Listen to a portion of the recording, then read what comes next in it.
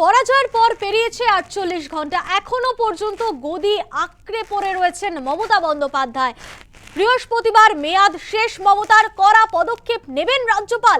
গতকালই ইস্তফা দিতে অস্বীকার করেছেন মমতা বন্দ্যোপাধ্যায়। তিনি বলেছেন, আমি হারিনি তাই ইস্তফাও দেব না। গতকাল এমনই মন্তব্য করেছেন মমতা বন্দ্যোপাধ্যায়। এরপর কি পদক্ষেপ হতে পারে? পরাজয়ের পর ৪৮ ঘন্টা পেরিয়ে গিয়েছে, এখনো পর্যন্ত গদি আঁকড়ে পড়ে রয়েছেন মমতা বন্দ্যোপাধ্যায়। বৃহস্পতিবার মেয়াদ শেষ মমতার। গতকালে ইস্তফা দিতে অস্বীকার করেছেন মমতা বন্দ্যোপাধ্যায়। তিনি বলেছেন, আমরা হারিনি তাই ইস্তফা দেব না। গতকাল এমনই মন্তব্য করেছেন মমতা বন্দ্যোপাধ্যায়। তিনি বলেছেন, জোর করে হারিয়ে দেওয়া হয়েছে এবং হারের দায় চাপিয়েছেন সংবাদ মাধ্যমের ওপরেও। গতকাল মমতা বন্দ্যোপাধ্যায় ঠিক কি বলেছিলেন শোনাবো আপনাদের। কেন, কিসের জন্য? আমরা তো হারিনি যে যাব।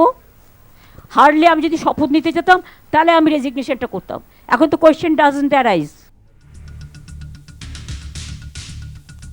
আপনাদের শোনালাম গতকাল ঠিক কি বলেছিলেন মমতা বন্দ্যোপাধ্যায়।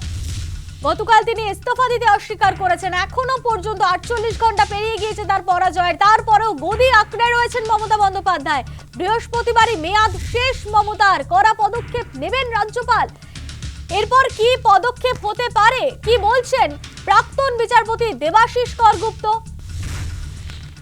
যদি দেখা যায় যে তিনি পদত্যাগ করছেন না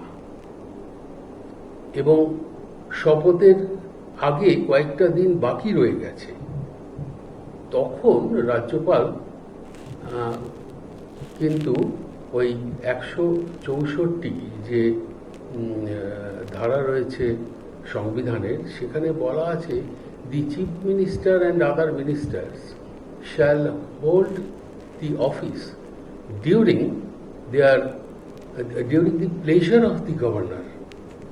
কাজেই যদি মনে করেন রাজ্যপাল এই ঘটনা সম্বলিত অবস্থায় যে তিনি এই মন্ত্রিসভাকে ডিসলভ করে দেবেন, তাহলে তিনি এটা একটা মেয়াদ ফর্মালিটি ডিসলভ করে দিয়ে সেই দায়িত্বভার তিনি এই পরিপ্রেক্ষিতে যে বিদায়ী মুখ্যমন্ত্রী তাকে পুনর্নিয়োগ করতে পারেন অথবা নিজে হাতে নিয়ে নিতে পারেন এই কয়েকটা দিনের জন্য। যেই শপথ গ্রহণ করে নিল নতুন মন্ত্রিসভা, তার হাতে অর্পণ করা হলো দায়িত্ব। কাজে এখানে কোথাও কোনো অসুবিধা বা সংশয়ের জায়গা আছে বলে আমার মনে হয়।